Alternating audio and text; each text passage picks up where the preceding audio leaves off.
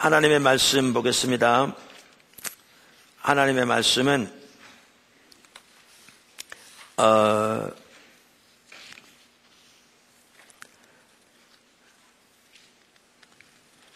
이사야서 29장 13절입니다. 이사야서 29장 13절. 주께서 이르시되 이 백성이 입술로는 나를 가까이 하며 나를 공경하나 그들의 마음은 내게서 멀리 떠났나니 그들이 나를 경외함은 사람의 계명으로 가르침을 받았을 뿐이라. 아멘. 우리가 주일날 시간에 이 하나님을 아는 것에서 자라남, 이번에 새로 나온 기초 성경 공부 2권을 가지고 쭉 살펴보고 있습니다.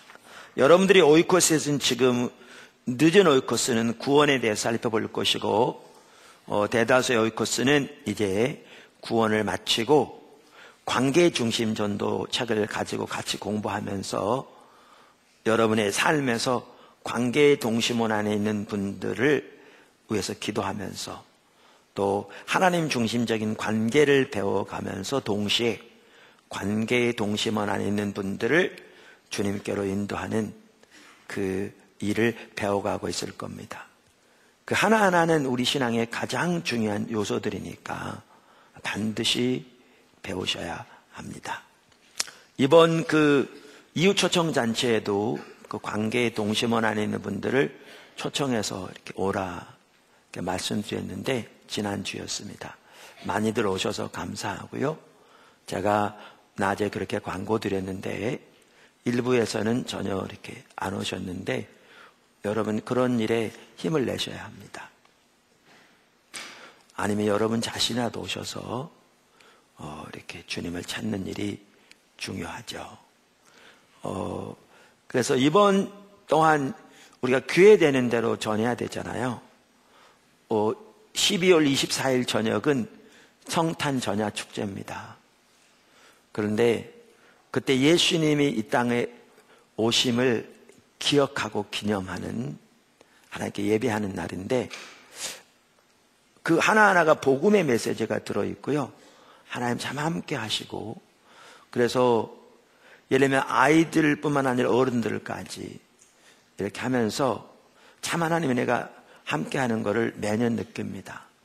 그래서 그 시간에도 하나님을 모르는 가족들을 초청하면 너무 좋겠다. 그런 마음이 들어서 그렇게 준비해 가기로 했습니다. 스텝들에게 나눴고요.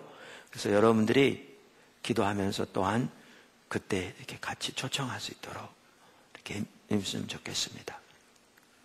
그리고 주일 낮 시간을 통해서 우리가 이 부분을 지금 살펴보고 있습니다. 기초 성경 공부입니다. 그러니까 우리가 예수를 믿으면 기본적으로 반드시 알아야 할 핵심적인 내용들이고 반드시 살아야 할 핵심적인 내용들입니다. 그래서 여러분 모두는 반드시 이 삶을 이렇게 기본적으로 살게 되시기를 바라고요. 그렇게 나갈 수 있기를 바랍니다. 지난주까지 하나님의 얼굴을 구하는 삶에 대해서 살펴보았고요. 오늘부터는 예배에 대해서 살펴볼 것입니다. 그러니까 책의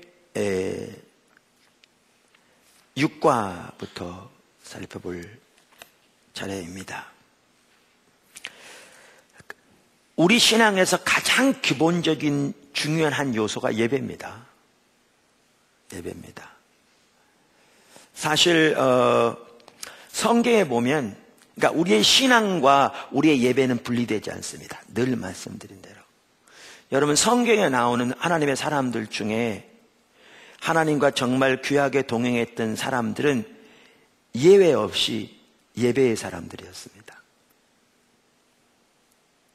여러분 몇 사람만 예를 들어도 그렇습니다. 아브라함 보십시오. 믿음의 조상이라고 말한 아브라함. 그는 무엇보다 예배의 사람이었습니다. 가는 곳마다 제단을 쌓았습니다. 성경에 보시면. 다윗. 하나님이 말씀하시기를 내 마음에 합한 자라.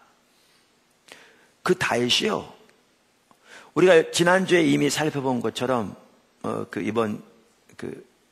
지난번에 다윗은 하나님의 영광을 보고 하나님 임재 가운데 머물면서 하나님의 뜻을 알기 위해 하나님께 묻는 것이 그의 인생의 단 하나의 유일한 목표의 목적인, 그렇게 하나님의 얼굴을 구하는 사람이었는데, 여러분, 다윗은 누구보다 예배의 사람이었습니다. 누구보다 깊은 예배를 드렸습니다. 그가 지은 시편을 보아도 그가 얼마나 예배의 사람이었는가를 볼 수 있습니다. 예수님이요, 더 말할 것 없습니다. 그분 정말 물론 그분은 이 땅에 계실 때 온전한 사람이신 동시에 온전한 하나님이셨는데, 지금도 그렇고 예배의 사람이었습니다. 그럼 예수님은 놔두고라도 아까 말한 아브라함, 다윗, 사무엘이요, 그의 입에서 나온 하나님의 말씀이 단 하나 땅에 떨어지지 않도록 하나님이 하셨다고 말한, 그를 통해 다윗이 결국 세워지고 이스라엘 황금기가 온, 그러니까 엘리 시대와 같은 영적인 침체에서 다윗 시대로 돌이키는, 물론 사울의 시대를 거쳤지만 거기에 핵심적인 가교 역할을 한 사람이 사무엘인데, 그 사무엘이요, 무엇보다 예배의 사람이었어요. 바울, 그는 예배의 사람이었습니다. 빌립보 감옥에서 그가 하나님께 예배 드리는 것을 보면 그걸 우리가 볼 수 있습니다. 이처럼 성경에 나오는 하나님과 동행했던 귀한 사람들은 예외 없이 예배의 사람이었습니다. 그러니까 우리가 예배의 사람이 되지 않고 하나님과 긴밀하게 동행하는 삶을 살 수 없습니다. 없습니다. 우리가 예배를 소홀히 하면서 하나님과 동행하는 삶을 살 수가 없습니다. 우리 신앙은 하나님을 아는 것인데, 다시 말하면 하나님과의 친밀한 교제인데, 하나님과의 친밀한 교제에 있어서 가장 중요한 한 요소가 예배입니다. 왜냐하면 어느 시간보다도 하나님이 자신을 계시하시고 하나님의 임재로 함께 하시고 하나님을 나타내시는 것이 우리의 예배 시간이기 때문에 그렇습니다. 아까 제가 기도하면서 이렇게 나눴는데, 여러분의 마음 눈이 밝혀져 여러분과 함께하고 계시는 임마누엘의 하나님을 깨닫는 순간,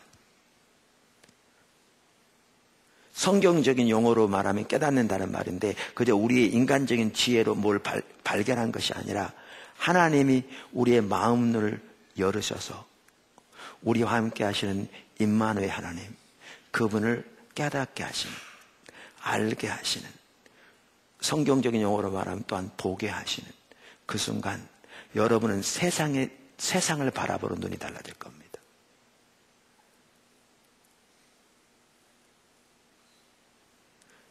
여러분의 마음 눈이 밝혀져 여러분을 향한 하나님의 그 사랑을 깨닫는 그 순간, 여러분이 어떠한 상황에 있든지 그 환경을 보는 눈이 완전히 달라질 겁니다.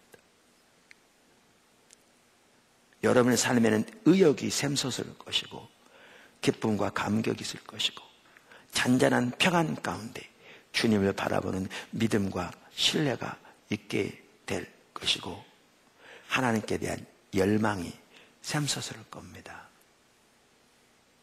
여러분이 아무리 예수를 믿어 신앙생활해도 그렇게 하나님을 알지 못하면 여러분의 신앙생활은 정말 무미건조한 신앙생활이 될 겁니다. 그리고 모든 것이 의무감에서 이루어지는, 교회 나오는 것도 지겹고 매주일 나가는 게 얼마나 힘드냐, 헌금 소리 나오면 부담부터 나오고, 무슨 놈 목사가 맨날 헌금 얘기만 하냐, 기도 얘기만 나오면 부담만스럽고, 하나님의 일에 대한 얘기가 나오면 나하고는 상관도 없고, 문제만 보이고 죄책감만 가득하고 삶의 의욕은 사라진 채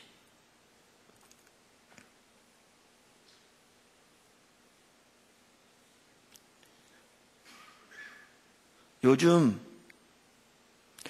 예수 믿는 사람들 중에서도 우울증 환자들이 많은 것 같더라고요.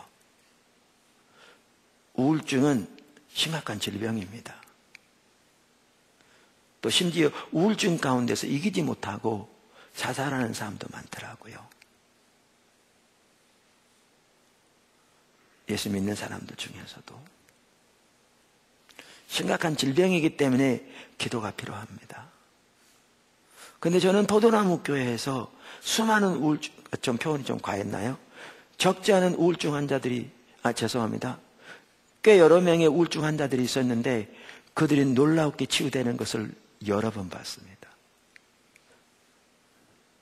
그들의 마음 눈이 밝혀져 하나님을 깨닫는 순간, 하나님의 사랑을 깨닫는 순간, 임마누엘 하나님을 깨닫는 순간, 여전히 그들과 함께 하시는 하나님을 깨닫는 순간 우울증은 순식간에 사라지죠. 우울증에서 근본적으로 해결되는 분도 우리 가운데 있었습니다. 일반 사회생활이 가능하지 않을 만큼 심각한 상태에 있었던 분도 마음 눈이 밝혀져 하나님이 보여지는 순간 치유되는 거죠. 거기에서 순식간에 나오게 되는. 그런데 그러니까 여러분이 예수를 믿어도 이렇게 하나님을 알지 못하면 안 믿는 사람과 다를 바가 없게 되는 겁니다. 신앙생활은 짐이 되는 거죠. 그런데 이렇게 마음 눈이 밝혀져 하나님을 보게 되는 그 가장 핵심적인 시간이 언제냐? 예배입니다.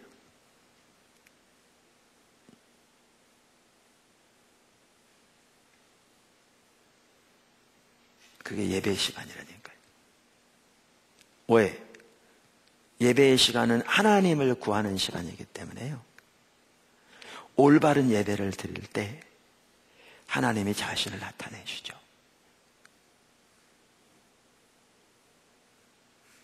그래서 진정한 예배의 사람이 되지 않고 하나님과 동행하는 삶이 가능하지 않습니다.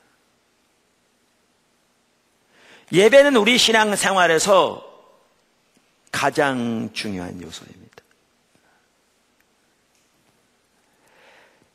하나님과의 관계가 틀어져 있기 때문에 예배를 통한 하나님과의 만남을 전혀 올바로 경험하지 못하고, 그러니까 우리 신앙생활이 의무감만 된 채 이제 예배마저도 하나의 의식으로 전락해버리고, 이따 나오겠지만 이제 이 의식을 하는 의무감만 가득한 채 예배에 나오는 것마저도 부담스러운 것이 돼버리면 우리 신앙은 완전히 껍데기만 남은 겁니다. 혹시 여러분 가운데 그런 분이 계시면 여러분은 지금 심각하게 병들어 있는 겁니다.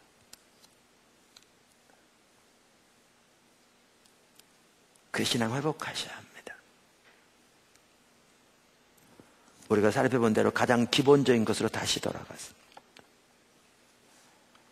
회복하셔야 합니다. 그리고 가장 먼저 회복해야 할 것 중에 하나가 뭐냐? 여러분의 예배입니다. 여러분의 예배입니다.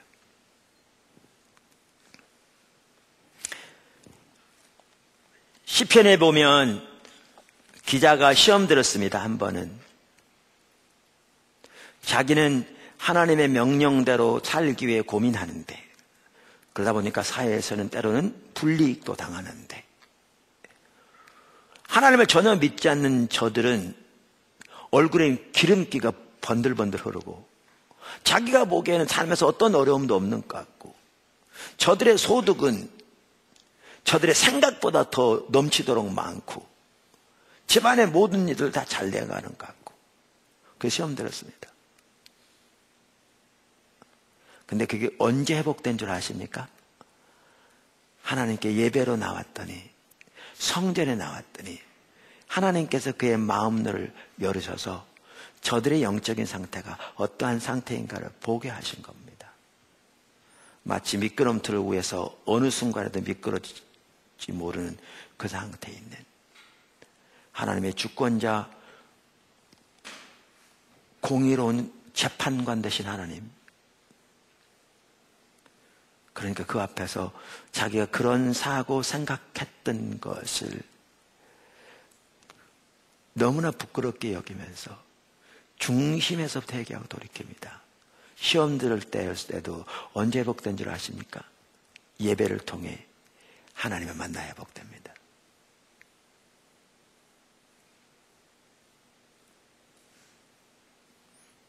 예배를 통해 하나님을 만나야 회복됩니다. 그래서 일부 예배 오신 여러분, 예배의 사람이 되십시오. 다시 말합니다. 제가 많은 것을 설교해도 적지 않은 사람들이 다 기억하지 못합니다. 사모하는 분들은 그걸 적고 또 책을 보고 테이프를 듣고 깨닫는 대로 하나씩 배워가고 삶을 조정하고 그러면서 하나씩 잘하는데 어떻게 보면 대다수의 분들은 그냥 앉아있다가 하기 때문에 배우지 못합니다. 근데 제가 간단하게 말씀드리겠습니다. 이것만이라도 기억하십시오. 여러분 예배의 사람이 되십시오. 예배의 사람이 돼야 하나님과 올바른 관계가 될 수 있습니다. 할렐루야. 하나님을 아는 데 있어서 가장 중요한 요소 중 하나가 예배이고, 하나님께 드려진 참다운 예배는 하나님과의 친밀한 교제를 배양시켜 줍니다. cultivate. 이렇게 더 깊이 가꾸어 준다. 그 말입니다. 학자들이 일반적으로 교회의 기능을 네 가지로 말합니다. 학자들이 교회의 기능, function, 교회가 왜 존재하는가? 교회의 기능을 크게 네 가지로 말하는데 십자가 모양으로 나누면 이렇습니다. 교회의 기능을 하나는 예배입니다. 하나님을 향한 예배. 물론 여기 예배는 기도가 같이 포함되어 있는 거죠. 예배. 그 다음에 아래로는 양육, 교육. 그 다음에 이제 수평적으로 믿는 성도들 사이에는 사랑의 교제. 그 다음 안 믿는 세상을 향해서는 전도, 섬김과 전도. 이렇게 교회의 기능을 네 가지로 말합니다. 이게 교회가 존재하는 이유라 그 말이죠. 이게 교회가 감당해야 할 기능이라 그 말입니다. 할렐루야. 사실은 이 네 가지가 다 살아있는 교회가 건강한 교회입니다. 요즘 건강한 교회라는 얘기를 많이 합니다. 근데 일부에서는 건강한 교회라고 그러면 성령의 역사도 전혀 없이 그저 전통적으로 내려오는 대로 몇 가지 종교적인 의식만 있으면 그걸 건강한 교회라고 생각하는데 어리석은 일입니다.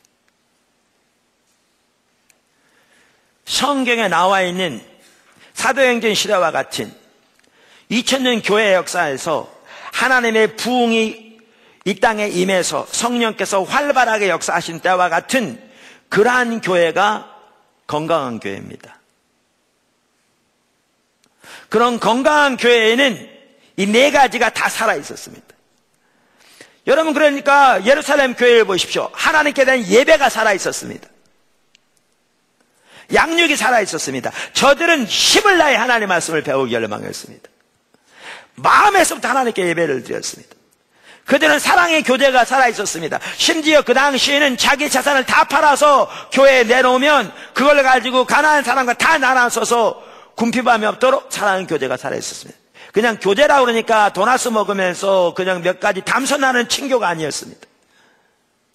성경에 말하는 친교란 말은 코이노니아란 말인데, 코이노니아란 말은 동참이라는 말이거든요. 그만큼 친교가 있었습니다. 그 다음에 전도가 살아있었습니다. 날마다 믿는 자가 더해졌습니다. 이게 건강한 교회입니다.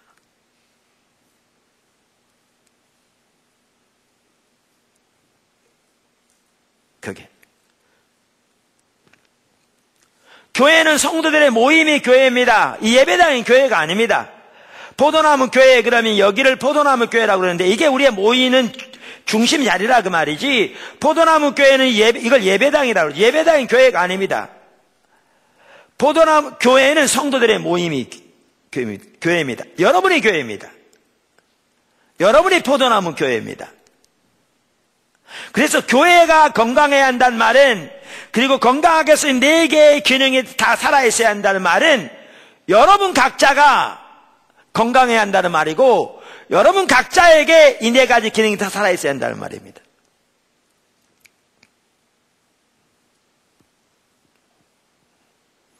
교회는 각 성도들의 각 한 사람 한 사람의 건강한 상태를 합해놓은 것보다 더 건강할 수 없습니다. 왜요? 성도들의 모임이 교회니까요.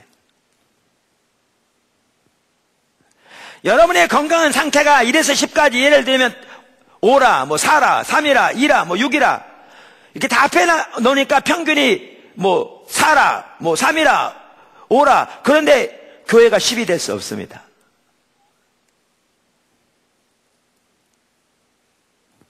여러분이 하나님을 얼마나 깊이 예배하느냐, 그걸 합한 것보다 교회 예배가 더 깊어질 수 없습니다. 왜냐하면 교회는 각 성도들의 모임이기 때문에. 각 성도들이 모여진 게 교회니까. 그러면 교회가 건강해야 한다는 말은 여러분 각자가 건강해야 한다는 말입니다. 여러분이 건강한 만큼 교회가 건강합니다. 여러분이 연약한 만큼 교회는 연약합니다. 근데 교회가 건강한 교회가 되기 위해서는 이 4가지 기능이 다 살아있어야 합니다. 그 4가지 기능이 살아있는 만큼 교회는 건강합니다. 그럼 여러분의 예배는 어떻습니까? 여러분의 양육은 어떻습니까? 여러분의 교제는 어떻습니까? 여러분의 전도는 어떻습니까? 사실 이렇게 보면요, 지금 포도나무 교회는 제가 보면 그렇게 건강한 교회가 아닙니다.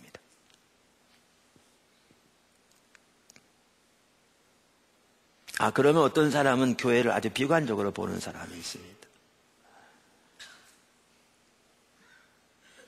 우리 안 되는 부분 많습니다. 그런데 잘 되는 부분도 많죠. 근데 여러분은 어떻게 생각할지 모르지만요. 여러분 이제 담임 목회자가 돼 보면 조금 더 아는데, 성도들에 대해서 부정적으로 얘기하면 저는 아주 기분 나쁩니다. 여러분이 자녀에 대해서 누가 아주 부정적으로 얘기하면 기분 나쁜 것처럼 저는 아주 기분 나쁘거든요. 그리고 그게 내 책임이라고 생각되어지고요. 근데 그래서 그런 것보다는요, 그게 있어요. 근데 그래서 그런 것보다는 저는 하나님 앞에 나아가면 하나님께서 늘 주신 마음이 뭐냐? 감사만 하라고. 그래서 제가 교회를 부정적으로 얘기하지 않습니다.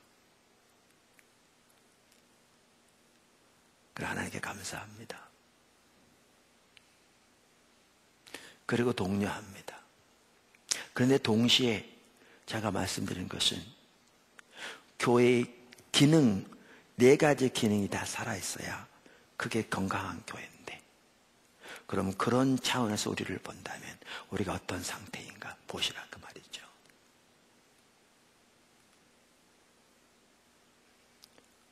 여러분의 예배는 어떻고, 여러분의 양육은 어떻고, 여러분의 교제는 어떻고, 여러분의 전도는 어떠냐고요.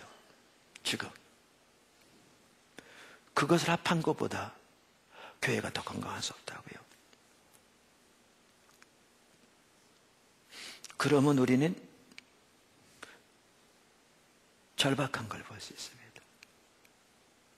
하나님께 감사하되, 하나님의 크신 은혜에 감사하고, 하나님이 행하고 계신 일 감사하고,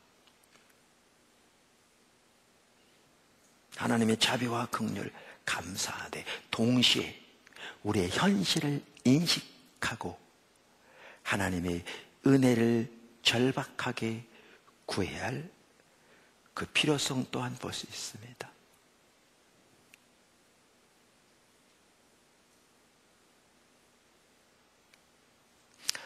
왜 제가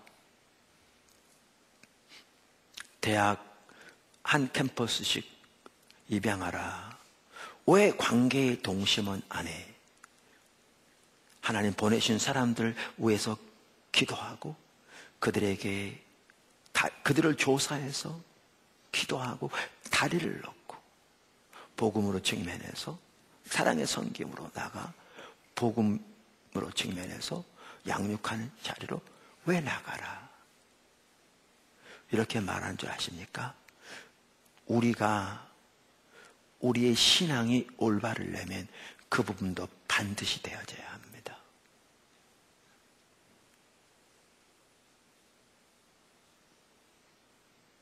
우리가 하나님을 사랑한다고 하면서, 우리가 회복을 말하면서, 우리가 신앙의 본질을 말하면서, 하나님을 아는 것에 대해서 말하면서 그 부분이 우리에게 없다면 우리는 병들어 있는 겁니다.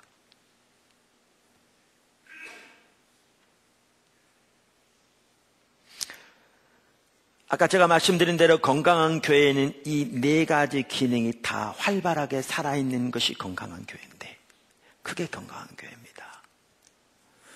사도행전에 나오는 초대교회는 이 네 가지 기능이 다 살아있었습니다. 특별히 예루살렘 교회는. 그래서 많은 사람들이 그 예루살렘 교회를 오늘날 교회의 모델이라고 얘기하기도 합니다.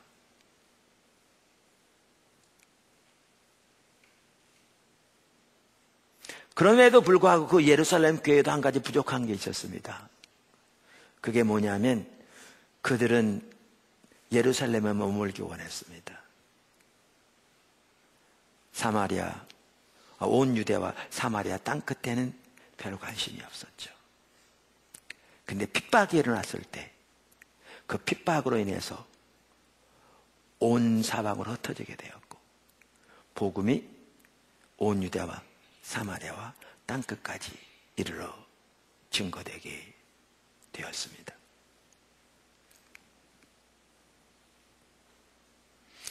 이러한 우리의 전반적인 그림을 본다면 우리는 무엇을 위해서 기도할 건지도 보이고요, 우리 자신과 포도나무 교회가 지금 영적으로 어떠한 상태에 있는가를 비춰볼 수도 있습니다. 기억하십시오. 여러분이 교회라는 사실을. 여러분의 영적인 건강을 더한 것만큼 교회는 더 건강할 수 없다는 사실을. 우리가 이런 사실을 기억하지 못하면 자신은 전혀 돌아보지 않으면서 교회를 비판하는 자세와 태도만 가지고 있는 사람들이 되거든요. 그게 바리새인이죠. 영적인 괴물. 자, 그런데 이렇게 교회의 기능이 네 가지가 있는데, 그 네 가지 중에 학자들이 가장 중요하다고 여기는 기능을 예배로 둡니다. 학자들이 하는 얘기입니다. 성경을 잘 아는 학자들이. 왜 예배의 기능을 가장 중요한 기능이라고 보느냐 하면, 예배를 통해서 하나님과의 만남이 이루어지기 때문에 그렇습니다. 아까 제가 말씀드린 대로. 그리고 하나님과의 만남이 이루어져야 다른 균형들을 감당할 수 있는 영적인 힘과 능력과 자원을 공급받을 수 있기 때문에 그렇습니다. 제가 시작할 때 말씀드린 대로 여러분들이 예배를 통해서 하나님과의 만남이 이루어지지 않으면, 그래서 하나님으로부터 영적인 힘과 그 은혜를 공급받지 못하면 다른 기능을 감당하는 것이 의무감에 불과합니다. 그 나중에는 모든 열망이 사라지고 다 메말라 버립니다.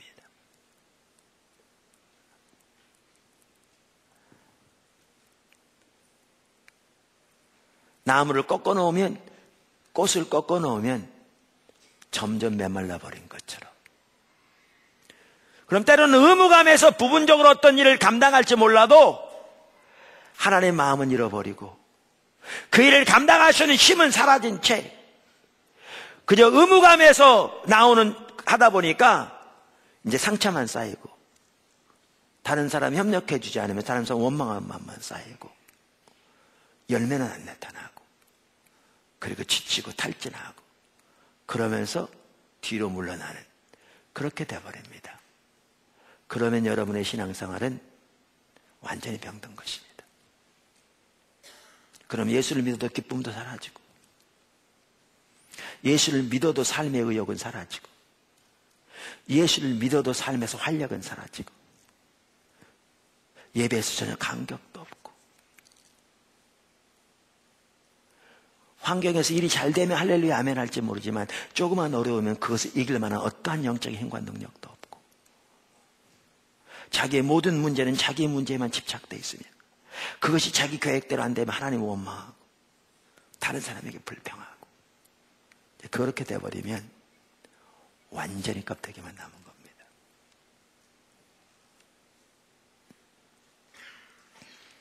더 늦기 전에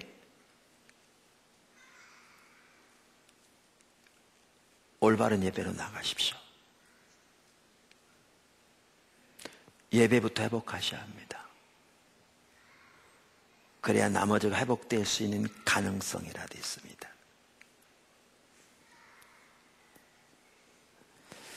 제 아내가 하는 얘기가 이렇게, 제 아내는 뭐 이렇게 배워서 한다기보다도 이렇게 주님 따라가면서 이렇게 깨닫고 이제 경험한 것들을 가끔 나누는데 그런 얘기를 하잖아요.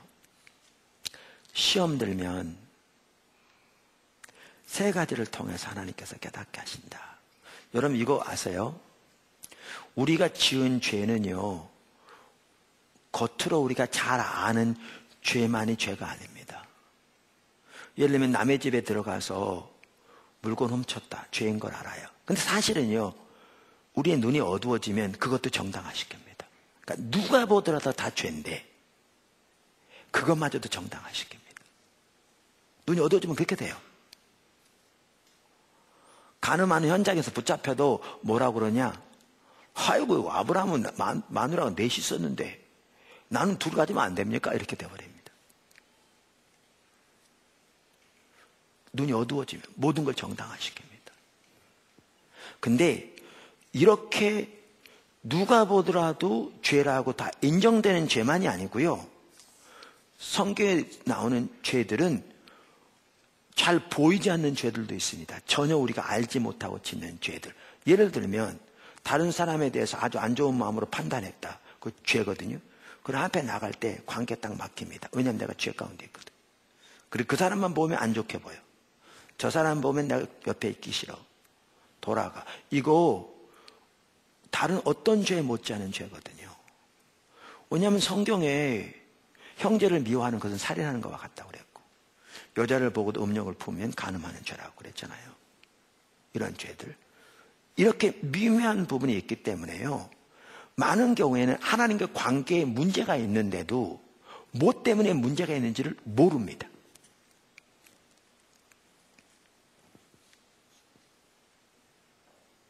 오늘 예배에 대해서 다루는 시간인데 포도나무교회 지체들 잘 들으십시오. 제가 우리 지체들 중에 그런 부분을 많이 보는데, 하나님과의 관계가 문제가 있는데 이거를 해결하지 못하면 이게 점점 굳어집니다. 이게 해결하지 못하면 어떻게 되냐면 기도해도 하나님이 깜깜하거든요. 지금 죄가 하나님과 우리 사이를 이렇게 가로막았다고 되어 있잖아요.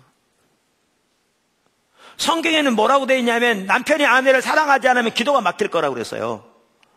아내에 대해서 올바른 자세와 태도를 가지고 행하지 않으면 남편이 하나님과 관계 딱 막힐 거라 그 말이에요. 기도가 막힐 거란 얘기는. 근데 자기는 그런 습성대로 여태까지 살아왔기 때문에 잘못된 것도 모르거든요. 당연한 걸로 알고 제가 한 예를 드는 겁니다. 그럼 이렇게 막혀있는데, 막혀있는 채로 하나님께 나가봐야 막혔기 때문에 안 됩니다. 기도해도 안 되고 예배드려도 깜깜합니다.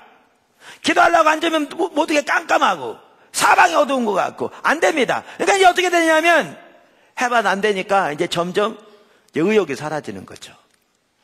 그럼 어떻게 되냐? 아까 제가 말씀드린 대로 완전히 껍데기만 남습니다.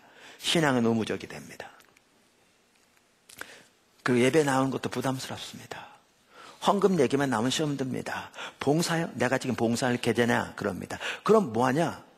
이제 주일날만 왔다 갔다 합니다. 왜? 이거라도 해야 그래도 기본적인 의미라도 한 것 같으니까. 그걸 통해서 하나님과 전혀 만남이 이루어지지 않는데도. 그러다 나중에는 그래봤자 뭔 소용이냐? 그래서 아예 교회를 떠나는 사람도 있습니다.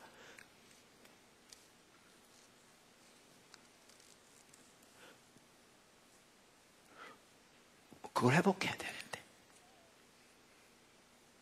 그래서 시험 드는 사람이 포도나무 교회 가운데 적지 않습니다. 뭐부터 시작된 줄 아십니까? 하나님과의 관계가 막혀 있는데 그거를 해결하지 않는 겁니다.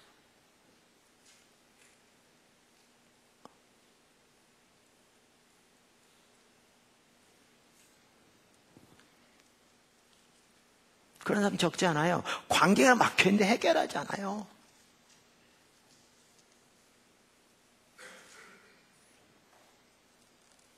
그냥 지나가는 거죠. 심각성을 인식하지도 않는 거죠. 근데 아까 제 아내 얘기하다가 이렇게 나왔는데, 제 아내 같은 경우에는 그럴 경우에 3가지 통로를 통해서 이게 해결된다고 그랬잖아요. 하나가 뭐냐면 제일 먼저는 하나님께 예배로 나갈 때 주님이 깨닫게 하신다.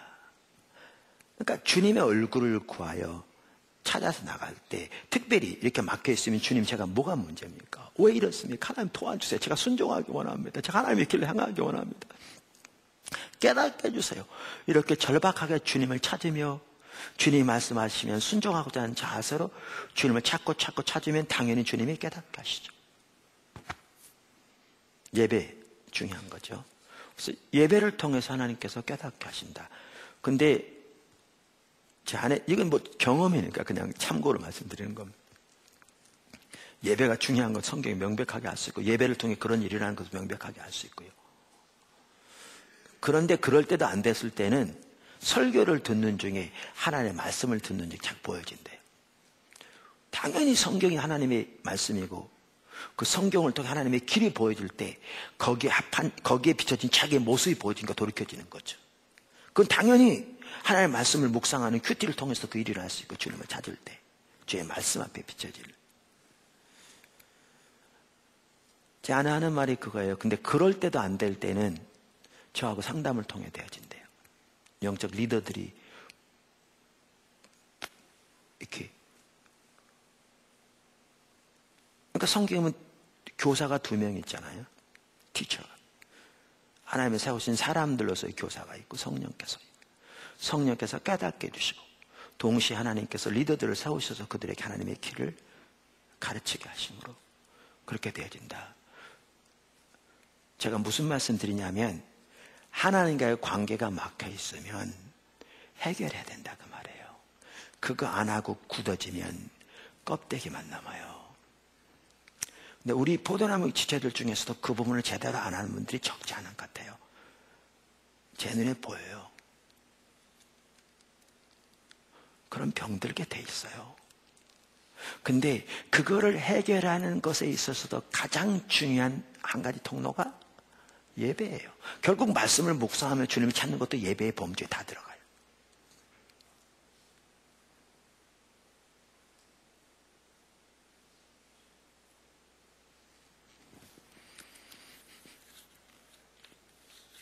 그래서 여러분들이 지금 영적으로 그렇게 성경에 말하는 그 원만한 건강한 상태에 있지 않으면 예배부터 회복하게 되시기를 주님은 축원합니다. 예배 회복이 첫 단추입니다. 여러분 그러니까 구약 성경에 나오는 아사라든가 요시아라든가 정말 신앙이 타락했던 시대에 그 시대를 돌이킨 왕들이 몇 명 있었거든요. 왕들이 3명이 특별히 대표적입니다. 아사, 요시야, 히스기야. 이들이 돌이키도록 그 시대를 돌이킨 아주 중요한 인물들이었는데, 이들이 그 시대를 돌이킬 때 무슨 일부터 시작했냐면요, 성전을 깨끗게 하는 일부터 시작했어요. 무슨 얘기인지 아십니까? 예배를 회복하는 것부터 시작했어요. 아주 중요한 의미가 있는 겁니다. 그래서 여러분의 지금 신앙이 건강하지 않다고 생각되어지면 예배부터 회복하셔야 돼요.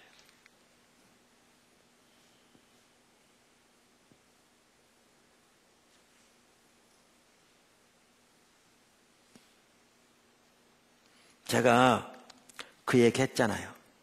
포도나무께 있었던 지체예요. 지금은 다른 곳에 이사 갔는데, 여기 중부교도 센터에 나와서 맨날 울어요. 자기 아들이 말을 안 듣는 거예요.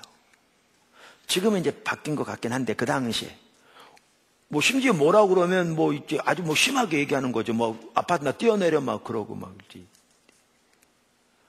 이렇게 얘기하니까 다 커가지고 어떻게 할 수가 없는 거예요. 그러니까 맨날 와서 울어. 하나님 도와달라고. 근데 그 아이가 어릴 때, 중학교 다닐 때, 고등학교 다닐 때, 이 NWWC 같은 데 예배 오라고 그러면요, 걔가 가기 싫어하거든요. 그러니까 엄마가 뭐 하느냐, 아이의 인격을 존중해서 가지 말라고 가만 놔둔 거예요. 다른 데는 안 그러더만 그럴 때는 인격은 존중해요. 어리석은 거죠. 그때 돌이켰어야죠. 성경이 어렸을 때 옳은 길을 가르치라고 그랬잖아요. 무슨 얘기냐면요, 제가 자주 이렇게 얘기하는데, 예배를 드리기 싫어하는 사람일수록 억지로라도 예배 드리도록 인도해야 돼요. 왜냐하면 예배를 드리기 싫어한다는 것은요, 그만큼 병들었다는 거거든요. 심각하게.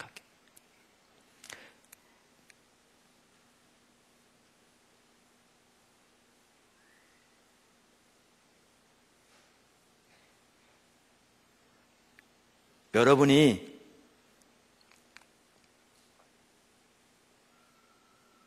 부모예요. 자녀를 사랑해. 근데 자녀가 식사를 제대로 안 하고 맨날 사탕만 먹어가지고 당뇨병에 걸렸어. 나이가 어린데. 걔는 밥 먹기 싫어해. 사탕만 먹으려고 그래. 당뇨병에 걸렸어. 그러면 여러분이 사랑하는 부모면 자식이 당뇨병 걸려서 이렇게 하면 죽어가는데, 이게 이대로 가면 합병증 생기고 어떻게 될까 금방 아는데, 그러면 자녀가 밥 먹기 싫어한다고, 사탕만 먹기 원한다고, 자녀의 인격을 존중해서 그래 먹지 마라, 사탕만 먹어라, 그러시겠습니까? 퍽이나 인격을 존중하시네요. 그렇게 하면 뻔히 죽을 걸 아는데 그냥 밥 먹지 말고 네 편할 대로 사탕만 먹어, 그러시겠냐고요. 그게 인격을 존중하는 거냐고요. 근데 그런 부모요, 영적으로 많습니다. 육신적으로는 그렇게 안 할지 몰라도 영적으로 그렇게 하는 부모는 정말 적지 않습니다. 포도나무 교회 지체 중에서도 적지 않습니다. 아이들이 예배를 드리기 싫어한다는 것은 어른도 마찬가지입니다. 그만큼 병들어 있다는 겁니다. 그리고 그 병든 사람이 치유받을 수 있는 것을 뭐부터 시작해야 되냐면 예배부터 시작해야 합니다. 예배부터 회복돼야 합니다. 그래야 하나님과의 만남이 이루어져야 보는 관점이 달라지고 태도가 달라지고 회복이 돼야지고 돌이켜질 수 있다니까요. 그게 안 되기 때문에 지금 병들어 있는 건데.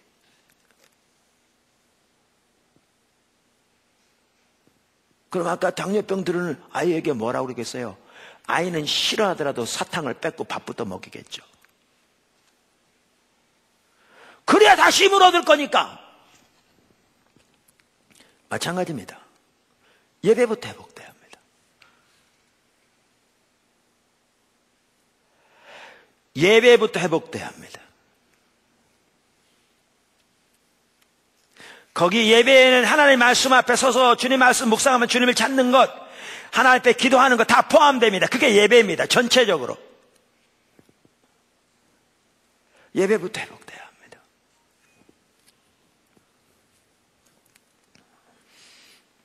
포도나무 교회 지체들이 그렇게 예배부터 회복되기를 다시 한번 예수님을 축원합니다. 우리요 예배부터 회복돼야 할 절실한 필요 가운데 있습니다. 오늘 사실 제가 이 부분을 이렇게 길게 나누려고 전혀 생각하지 않았거든요. 근데 여러분, 아까 제가 말씀드렸죠. 여러분이 지금 건강한 데 있어서 4가지 기능이 다 살아있는 게 건강하다니까요. 그 건강한 교회의 모습을 예루살렘 교회를 보시라고요. 그들은 하나님께 예배를 드릴 때 마음에서부터 하나님을 찬양하고 경배했다고 써 있고요. 하나님 말씀을 배우기 위해서 사도들의 발 앞에 모여서 그들의 온 마음을 그 말씀을 배우게 사도들에게 집중했다고 되어 있고요. 그들은 교제만 하더라도 자기의 심지어 재산을 팔아서 나누기 위해서 그렇게 할 만큼 친교했고요. 날마다 믿는 자가 더해가는 놀라운 전도가 거기에 이루어지고 있었어요. 그만큼 이렇게 이 4가지 기능이 다 살아있었어요. 자, 거기에 비춰서 여러분의 지금 영적인 건강이 자 1부터 10까지 해서 몇 점이라고 생각하십니까?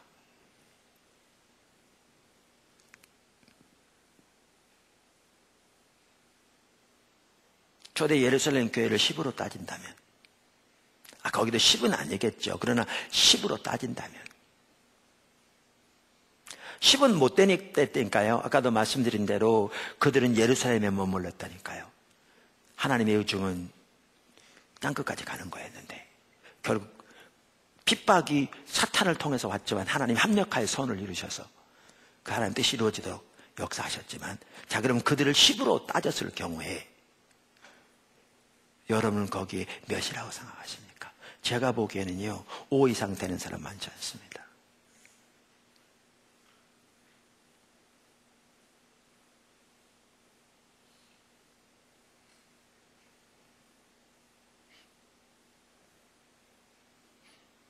우리 지체들 중에요.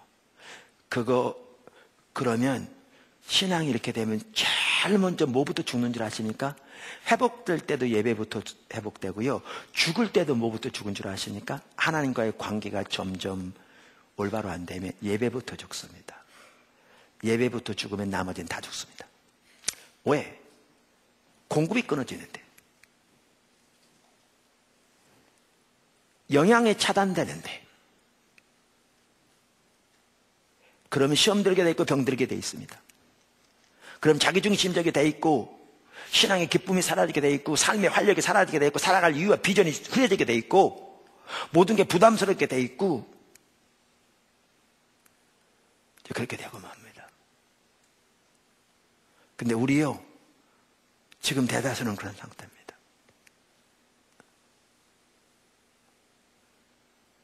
대다수는 그런 상태입니다.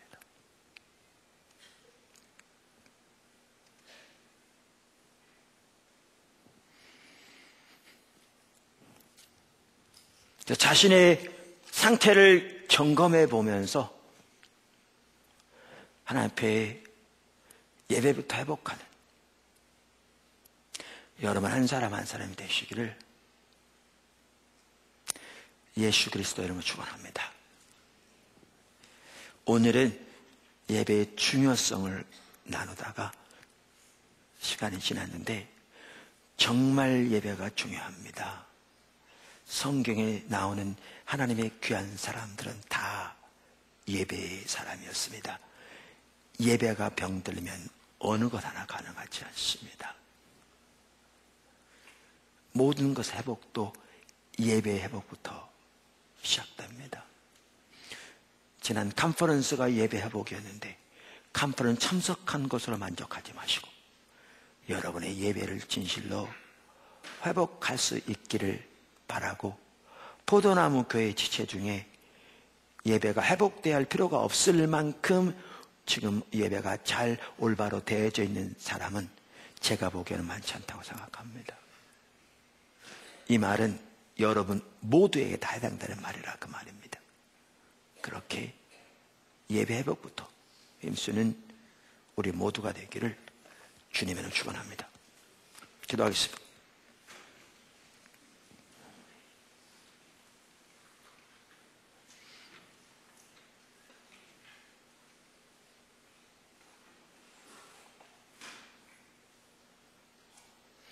하나님 아버지, 주님의 은혜와 사랑과 자비 감사합니다. 제가 눈을 잠깐 떠보십시오. 제가 왜 기도하면 아까 그렇게 기도하고 이렇게 기도한 줄 아십니까?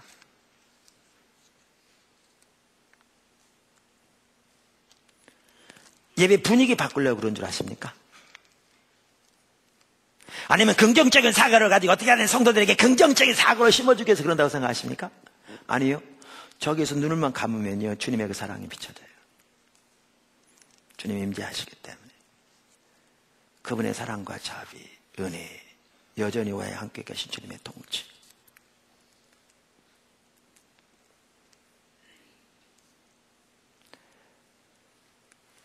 제가 그래서 그렇게 기도하는 거예요. 그리고 그렇게 주님께 나가면 영적인 분위기가 바뀌어.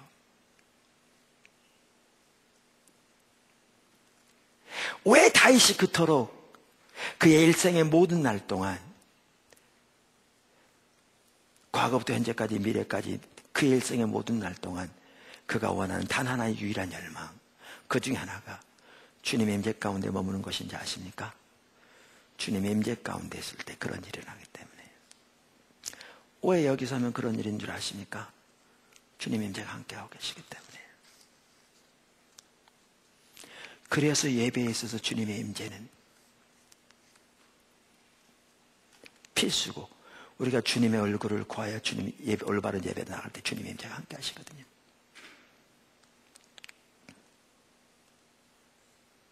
그러면 사물을 보는 관점이 달라진다니까요.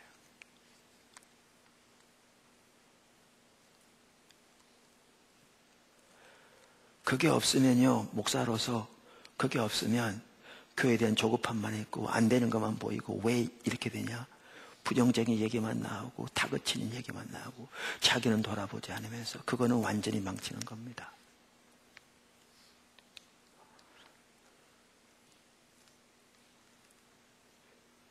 환경 하나를 보더라도 하나님께로부터 들어야 올바로 보입니다. 여러분 가정의 환경이요, 하나님께로부터 들어야 올바로 보입니다. 여러분 자녀에 대한 거요, 제가 자녀 셋 키우면서 우리 정말 하나님께서 우리 거의 굴리다시피 했는데, 잘 자랐는데, 그 아이들이 완벽한 아이들입니까? 아닙니다. 세상에는 완벽한 사람은 없습니다. 저도 완벽하지 않고 우리 아이들도 절대 완벽하지 않습니다.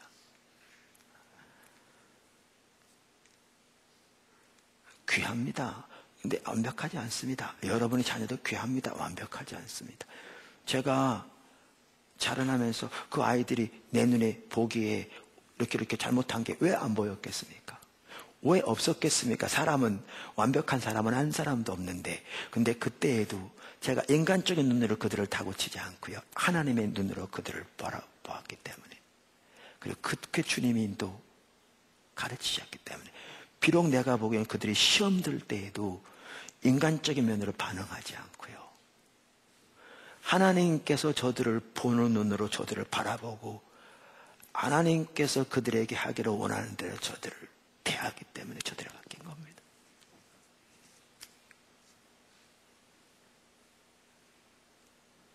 근데 그게 예배를 통해서 주님이 비춰주지 않으면 비춰지지가 않습니다. 그럼 인간적인 반응만 나옵니다. 육신의 반응만 나옵니다. 육신의 열매는 사망입니다. 성령의 열매는 생명. 예수 믿으면서도 여전히 여러분들이 그렇게 행동하고 계시다면 예배를 통해 하나님을 만나지 못하기 때문에 그런 겁니다. 그러니까 삶에서는 하나님의 관점을 못 보는 겁니다. 자녀에 대해서, 남편에 대해서, 아내에 대해서 하나님의 관점을 못 보는 거지. 그러니까 육신적으로 반응하니까 결과는 사망인 거죠. 왜요? 예배를 통해서 하나님과의 만남이 이루어지잖아요. 여러분의 예배를 통해서 하나님과의 만남이 안 이루어지기 때문에.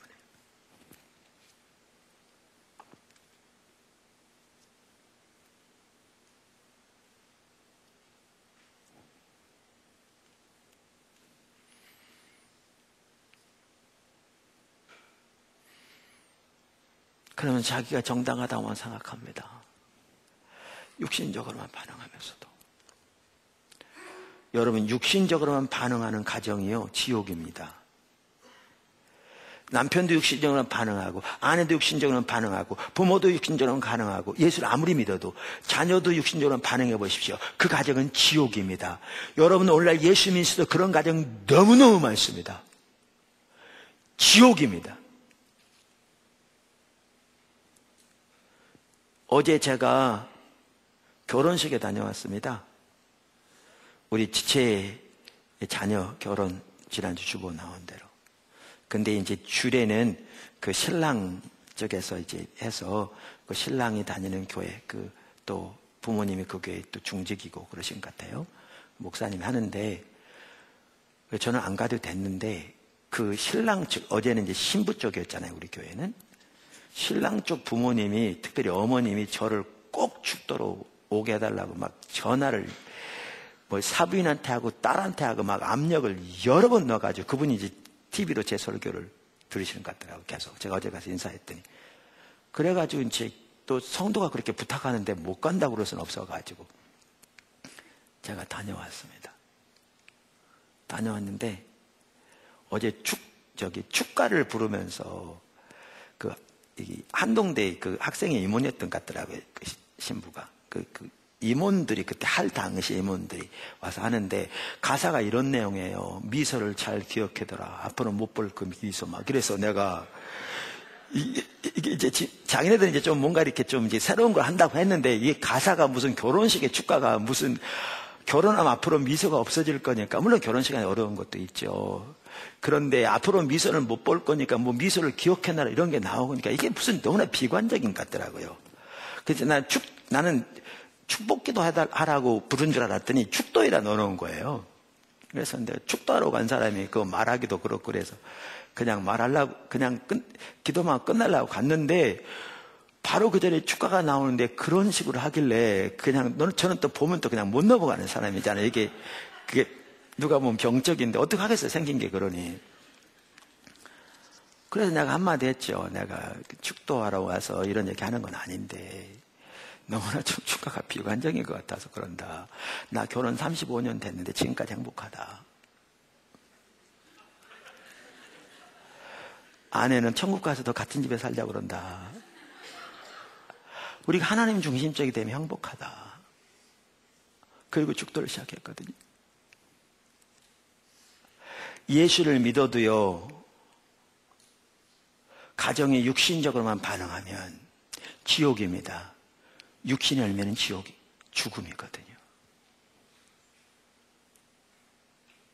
근데 하나님과의 만남이 이루어져야 하나님의 관점에서 반응할 수 있고 하나님 중심적으로 반응할 수 있습니다. 그래야 생명이 함께합니다. 성령은 살리는 것이고.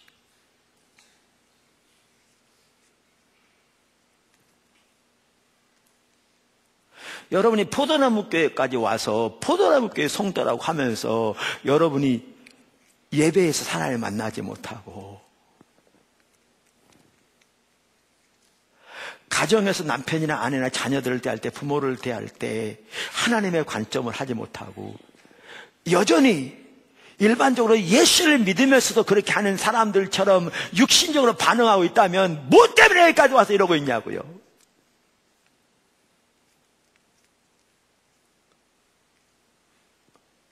결과는 뭐냐고요, 결과는.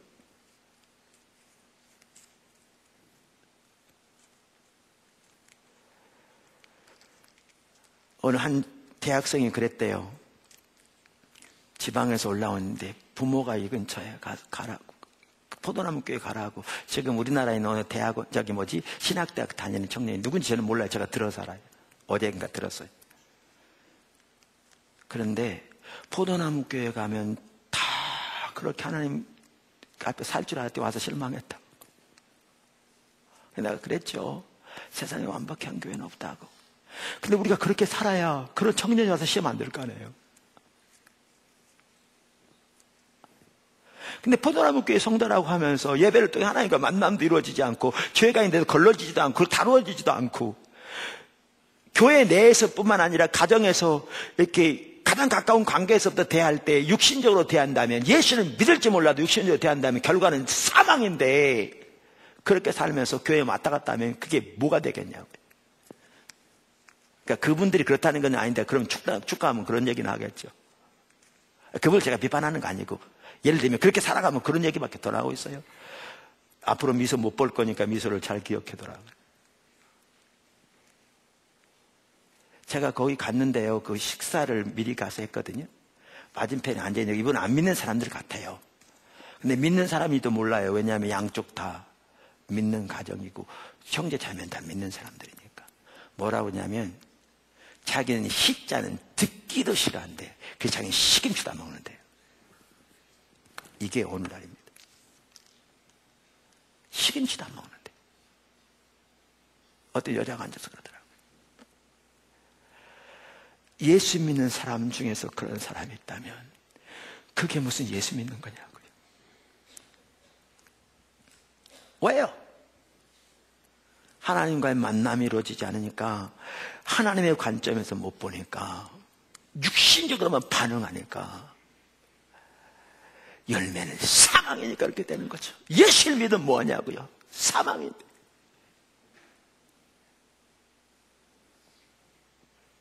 죽어서 천국 간다는 것 하나 때문에 믿나요? 그게 성경이 말하는 신앙인가요? 너무나 놀랐어요. 시금치도 안 먹는다니까요. 그렇게 말하더라고요.